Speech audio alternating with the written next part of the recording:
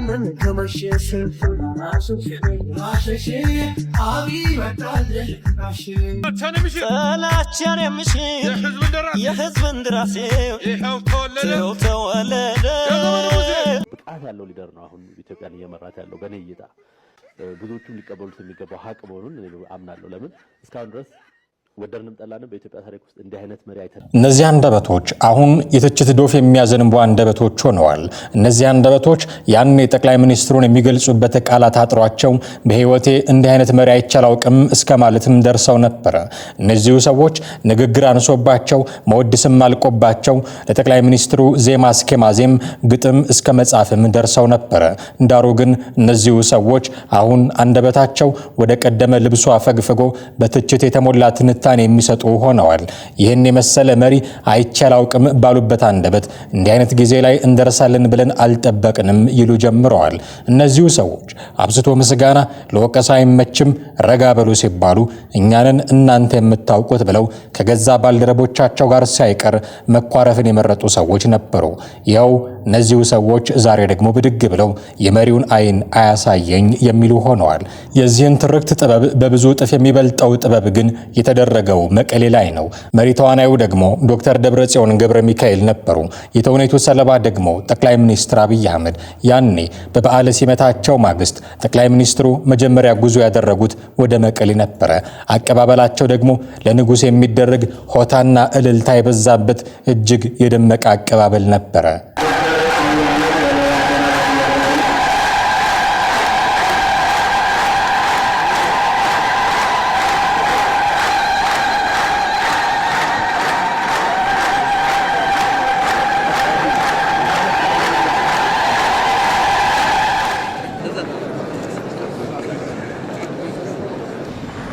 ቀጥሎ ክቡር ጠቅላይ ሚኒስትር መልእክት እንዲያስተላልፉልን በአክብሮት ተጋብዛለሁ።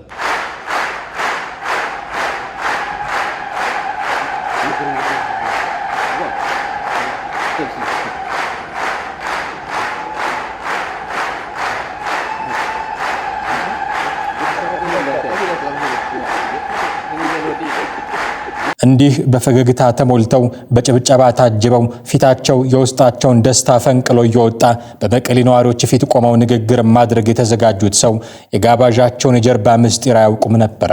ክቡር ጠቅላይ ሚኒስትር ንግግር እንዲያደርጉ ጋብዛለሁ ብለው ዶክተር አብይ መድረክ ያመቻቹላቸው ደብረጽዮን ገብረ ሚካኤል የኋላ ጊዜ ደመኛቸው እንደሚሆኑ ያልገመቱት ጠቅላይ ሚኒስትሩ ፊታቸው ላይ የተነሰነሰው ፈገግታ ሳይከስም ነበር በትግርኛ ቋንቋ ለመቀሌ ነዋሪዎች ንግግር ማድረግ የጀመሩት። ክቡራት ናይ መንግስቲ ላዕለዎት ሓለፍቲ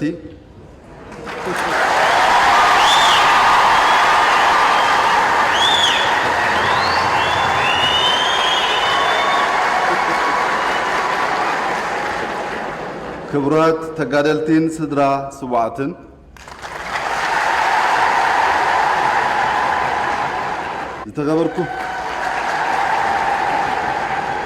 ዝተከበርኩም ነበርቲ ከተማ መቐለ ክቡራትን ክቡራንን ቅድሚ ኩሉ ልዕሊ ኩሉን ኣብዛ ጥንታዊትን ውቅብትን ዝኾነት ሰሜናዊት ኮከብ ከተማ መቐለ ተረኺበ ምሳኻትኩም ንምዝታይ እድል ብምርካበይ ዝተሰማዓኒ ልባዊ ሓጎስ ክገልጽ ይፈቱ።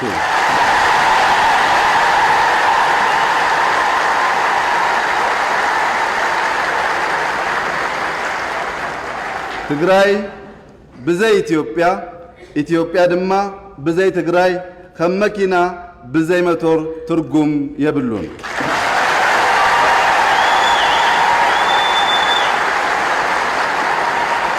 ይህን የሰሙት የመቀሌ ከተማ ነዋሪዎች በንግግራቸው ማረፊያ ላይ ካደረጉት ሞቅ ያለ ጭብጨባ በኋላ ሐሳቦቻቸውን መሰንዘር ጀመሩ። እናመሰግኖታለን፣ ስለሚወዱን ነው በትግርኛ ቋንቋ የተናገሩት፣ እርሶ ዳግማዊ መለስ ዜናዊ ኖት የሚሉ መወደሻ ቃላትም ጎረፉላቸው። ጠቅላይ ሚኒስትራችን በጆሮአችን ሰምተን በዓይናችን ለማየት እንኳን አበቃን።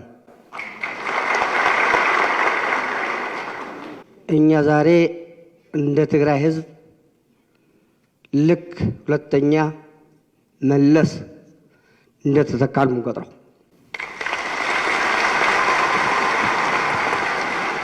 በመጨረሻ የምለው ከልብ የምንወዶትና የልባችንን የሚያነቡ መሆኑን ከልብ ለመግለጽ እንወዳለን። እግዚአብሔር ይስጥልን። ኢትዮጵያን እግዚአብሔር ይባርካት። አመሰግናለሁ። በመጀመሪያ ጊዜ በሚዲያ ሲነጋገሩ እውነቱን ከእውነተኛ ሰው ሲወጣ ያስታውቃል። ቂጣ ከምጣዱ እርሶን የወለደች ማህፀን የተከበረች ነው። ሰው ቢወዱ ሰው ቢያከብሩ ነው ትግርኛ ለመናገር የሞከሩ። የሰው አክብሮት ነው ይሄ። እርሶን የወለደች ማህፀን የተባረከች ናት ለማለት ያልፈሩት የመቀሌ ከተማ ነዋሪዎች ያዘነቡትን ምስጋና ተከትሎ ጠቅላይ ሚኒስትሩም እንዲህ ሲሉ ቃል ገብተውላቸው ነበረ። ላረጋግጥላችሁ የምፈልገው ጉዳይ የትግራይን ህዝብ እንደ ራሱ ህዝብ የሚያይ የወላይታ፣ የሲዳማ፣ የጉራጌ፣ የጋምቤላ፣ የቤንሻንጉል ህዝብ ነው ኢትዮጵያ ውስጥ ያለው። እናንተም ሄዳችሁ እዩ፣ እነሱም መጥተው ያያችኋል። ዋናው ችግር ግን የሚያስፈራኝ ህዝብና ህዝብ ሲተዋወቅ እኛ መሃል ላይ መከራችን እንዳናይ ነው፣ ማጭበርበር ስለማንችል። ይህ ሁሉ ከሆነ በኋላ ግን የድራማው ፈጣሪ የተውኔቱ አዘጋጅ የመድረኩ መድራኪ የነበሩት ሰው የውስጣቸውን በውስጣቸው ይዘው ፕሮግራሙን በጥቅል ስጦታዎች አድምቀው ቋጩት።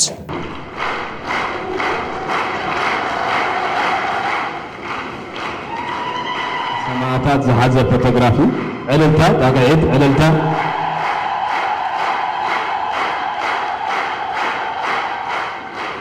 ናይ ሓወልቲ ሰማዕታት ዝሓዘ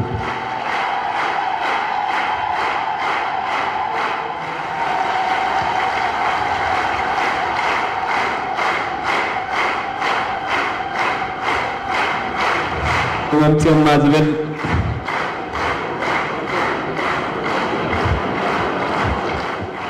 እሺ የቀኔልና ክቡር ቀዳማዊ ሚኒስትር አሁን ይህ ሁሉ የስጦታ ጋጋታ የለም። በጎቹን በግ መስሎ ሊበላ ያደባው መድራኪ ለምዱ ተገፎ ትግራይ ትስዕር እያለ ፎክሮ አያሌ ሰዎች ነፍሳቸውን ያጡበትን ጦርነት በመብረቃዊ ጥቃት ከፍቻለሁ ብሎ ካወጀ ዓመታት ነጉደዋል። መቀሌና አዲስ አበባ አንድም ሁለትም ሆነዋል። ዛሬ በፕሪቶሪያው ስምምነት ምክንያት የመጣው ሰላም የመደፍረስ አደጋ ሳይጋረጥበት በፊት መቀሌና አዲስ አበባ የጓዳና ሳሎን ያክል የተቀራረቡ ሁለት ከተሞች ነበሩ። የአቶ ጌታቸው ረዳ የምሳና የራት ቦታዎች በጦርነቱ ጊዜ አፈቀላጤ፣ በሰላሙ ጊዜ ደግሞ ስራ አስፈጻሚ ሆነው ሽር ጉድ ሲሉ የነበሩት አቶ ጌታቸው ረዳ ያስተዳድሯት የነበረችው ትግራይ መዲና መቀሌ ይልቅ ውሎና አዳራቸው አዲስ አበባ ይመስል ነበረ። እድሜ ለፕሪቶሪያ ይግባና ጠቅላይ ሚኒስትሩ በተገኙበት ሁነት ላይ ሁሉ ሞቅ ባለ ፈገግታ ታጅበው እናያቸውም ነበረ። ያኔ እንደ ጦርነቱ ጊዜ መቀሌ ሩቅ አልነበረችም። ምሳውን ስካይላይት ሆቴል ላይ የበላ ባለስልጣን ማወራረጃውን ፕላኔት ሆቴል ባንኮኒ ላይ ሆኖ ቢጨልጥ ከልካይ አልነበረውም። ደጉ ጊዜ ለነጌታቸው ረዳ ይሄን ፈቅዶላቸው ነበረ። ያኔ መላዋ ትግራይ አጎራባቾቹ አማራና አፋር ጭምር በጥይት አረር ሲነዱ፣ በድሽቃ ጩኸት ሲናጡ፣ በድሮን ጥቃት ሲወድሙ፣ በታንክ ድንፋታ ሲሸበሩ ጊዜ ግን አዲስ አበባና መቀሌ የሁለት ዓለም ምድሮች ነበሩ። ተሽከርካሪ አይጋለብባቸው፣ አውሮፕላን አይከንፍባቸው፣ ስልክና ኢንተርኔት አያገናኛቸው። እንዲያው የቅርብ ሩቅ ያን የምድር ሲኦል ጊዜ ፕሪቶሪያ በሚባል ስምምነት አሽቀንጥረው ከጣሉ በኋላ ግን ያልነው ሁሉ ሆነ። ዱቄቱም ተጋግሮ የሚያጠግብ እንጀራ ወጣው። የቀረውን ሕጋዊነት ይጎናጸፍ ዘንድም እንደራሴዎቻችን ሰበር አዋጅ ተጠደቁለት። የሞተው ሞቶ ያለቀው አልቆ የወደመው ሁሉ ወድሞ አለቆቹም ሰላም ፈጠሩ። ይሄ ነው የጦርነት ማግስት ትራጀዲ። አሁንም ታዲያ በዚህ አይነት ድራማ ጡዘት ላይ ነን። የተወጠረው ረግቦ መላላቱ ላይ ቀር፣ ባህር ዳር የጀነራሎቹ፣ አዲስ አበባ የፋኖ መፈንጫ መሆናቸው ላይ ቀር፣ መቀሌ የነጌታቸው ረዳ፣ አዲስ አበባም የነደብረ ጽዮን ሰፈር መሆናቸው ላይ ቀር፣ የሚሞተው ሞቶ የሚያልቀው አልቆ የሚወድመው ሁሉ ወድሞ አለቆቹ መታረቃቸው ላይ ቀር ጦርነት እያንዣበበ ነው። በትግራይ ከዓመታት በፊት ያየነው ነገር ሁሉ አሁንም መጣው እያለ ነው። ባጭሩ ታሪክ ራሱን እየደገመ ነው። ጦርነት ይሉት ክፉ በሽታ ለማሰብ እንኳን ጊዜ ሳይሰጠን የእናቱን መቀነት ያስደነገጠ ክፉ ልጅ በበርበሬ እንደሚታጠን ጦርነትም በባሩድ ሽታው ደጋግሞ እያጠነን ነው። ሰሞኑን ህወሓቶች በዝግ ስብሰባ አድርገው የወሰኑት ውሳኔ እጅግ አስደንጋጭ ትንቢቶችን እያስከተለ ነው። በትግራይ ጦርነት ሊቀሰቀስ ይችላል የሚል ስጋት ያደረባቸው በርካታ ወጣቶች ወደ አዲስ አበባና ጎረቤት ሀገራት መሸሻቸውንና ይህን ሽሽት ለመቀልበስም በትግራይ የጉዞ እገዳ እየተደረገባቸው መሆኑም ተነግሯል። በህወሓትና ፌዴራል መንግስት መካከል የተፈጠረውን ውጥረት ተከትሎ የዳግም ግጭት መቀስቀስ ስጋት የገባቸው ወጣቶች ከትግራይ ክልል እንዳይወጡ መንገድ ላይ ተይዞ እስከ መመለስ የደረሰ እገዳም እየደረሰባቸው ነው። የትግራይ ወጣቶች በተከታታይ ወደ መሃል ሀገር መሸሽ በመቀጠላቸው ህገወጥ ስደተኞች ናቸው በሚል የእንቅስቃሴ ገደብ እያጋጠማቸው ነው። በየቀኑ ከክልሉ የሚወጡ ወጣቶች ቁጥር ከጊዜ ወደ ጊዜ እየጨመረ መሆኑ ያሳሰባቸው የትግራይ ኃይሎች በተለያዩ ስልቶች ሽሽቱን ለመቀልበስ ጫና እየፈጠሩ መሆኑን ለጉዳዩ ቅርበት ያላቸው ምንጮች ይጠቁማሉ። ዋዜማ ራዲዮ አገኘሁት ባለው መረጃ መሰረት ይህ ጉዳይ በጣም አሳሳቢ ደረጃ ላይ ደርሷል። በትግራይ ክልል ከቅርብ ጊዜ ወዲህ በአመዛኙ ወጣቶች የሚበዙባቸው የትራንስፖርት ተሽከርካሪዎችን እንዳይንቀሳቀሱ እስከ መከልከል የደረሰ ገደብ እያጋጠመ ነው። በተለይ የጉዞ መስመራቸውን ወደ አማራና አፋር ክልሎች በኩል የሆኑ ተሽከርካሪዎች ወጣቶችን በብዛት ጭነው የትግራይ ኃይሎች ኬላዎችን አልፈው መሄድ እንደማይፈቀድላቸው በድብቅ ተጉዘው አዲስ አበባ ከደረሱና ከዚህ ቀደም ከመንገድ ተይዘው ከተመለሱ ወጣቶች መረዳት ይቻላል። ከተሳፋሪዎች መካከል በርከት ያሉ ወጣቶችን የጫኑ ተሽከርካሪዎች የኬላ ፍተሻ ጣቢያዎች ላይ ለሚገኙ የትግራይ ኃይሎች ገንዘብ ተከፍሎ ካልሆነ ማለፍ ፈታኝ ነው። በዚህም ከተለመደው የትራንስፖርት አገልግሎት በተለየ ሁኔታ ወጣቶች በድብቅ በእግር የፍተሻ ጣቢያዎችን ለማለፍ እንደሚገደዱም ጭምር ነው የተሰማው። ቀደም ሲል ወጣቶች ከትግራይ እንዳይወጡ የኬላ ቁጥጥር የነበረው በአማራና አፋር አዋሳኝ አካባቢዎች ነበረ። ከቅርብ ጊዜ ወዲህ ደግሞ ከመሃል ትግራይ ከተሞች ጭምር በብዛት ወጣቶችን ያሳፈሩ ተሽከርካሪዎች ወደ አማራና አፋር ክልሎች መስመር እንዳይንቀሳቀሱ እየተከለከሉ ነው። በጭነት ተሽከርካሪዎች ጭምር በሌሊት ከትግራይ ለመውጣት የሞከሩ ወጣቶች በፖሊስ ተይዘው በማቆያ ካምፕ እንደሚገኙም ተሰምቷል። ከ10 ቀናት በፊት የትግራይ ክልል ፖሊስ ኮሚሽን በአንድ ሳምንት ገደማ ብቻ በድብቅ ከትግራይ ለመውጣት የሞከሩ ከ150 በላይ ወጣቶች በፖሊስ ተይዘው መመለሳቸውን ሰምቻለሁ ብሏል ዋዜማ ራዲዮ። ከሳምንት በፊት በቀናት ልዩነት በተከታታይ ህገወጥ ስደተኞች ናቸው ኮብላዮችም ጭምር ብሎ ያጋለጣቸውን 171 ወጣቶችን መያዙን የትግራይ ፖሊስ ኮሚሽን በፌስቡክ ገጹ ያሰራጨው መረጃ ያመለክታል። ወጣቶች ወደ መሃል ሀገር እንዲሸሹ ያስገደዳቸው የዳግም ግጭት ውጥረት ያስከተለው የግዳጅ ውትድርና አገልግሎት መሆኑን ይናገራሉ። የትግራይ ኃይሎች በየአካባቢው በተለያየ ስልት ወጣቶችን ለውትድርና በግዳጅ እየመለመሉ መሆኑን ለጉዳዩ ቅርበት ያላቸው ምንጮች ጠቁመዋል። በህወሓትና ፌዴራል መንግስት የፕሪቶሪያ ዘላቂ ግጭት ማቆም ስምምነት መሰረት በትጥቅ ማስፈታት ከህብረተሰቡ ጋር በማቀላቀልና መልሶ በማቋቋም የተሰናበቱ ተዋጊዎች ጭምር በግዳጅ ተይዘው ወደ ትግራይ ኃይሎች ካምፕ እየገቡ ናቸው። በትጥቅ ማስፈታት ሂደት ያለፉ ተዋጊዎችና በራሳቸው ፈቃድ ወደ ሰላማዊ ህይወት የተመለሱ ወጣቶች በየአድራሻቸው በትግራይ ኃይሎች ተገደው እየተወሰዱ ነው።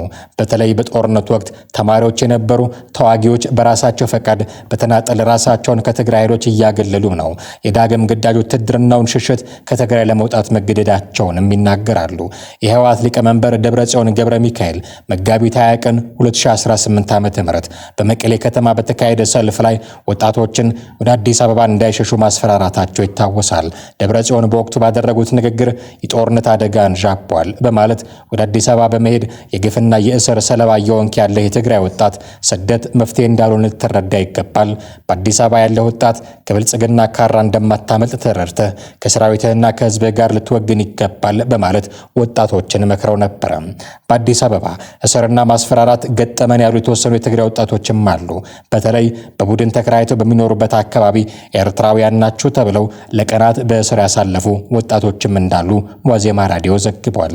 አዲስ አበባ የደረሱ ወጣቶች የደህንነት ዋስትና፣ የስራ ዕድልና የተረጋጋ የመኖሪያ ምቹ ሁኔታ የሚያገኙበትን አሰራር ከመንግስት ጋር እየተነጋገረ የሚያመቻች ግብረ ኃይል መኖሩም ተሰምቷል። ወደ አዲስ አበባ ከሚደረግ ሽሽት በተጨማሪ ወደ ጎረቤት ሀገር ኬንያና ዩጋንዳ ሸሽተው የሚሄዱ የትግራይ ወጣቶች ቁጥርም እየጨመረ ነው።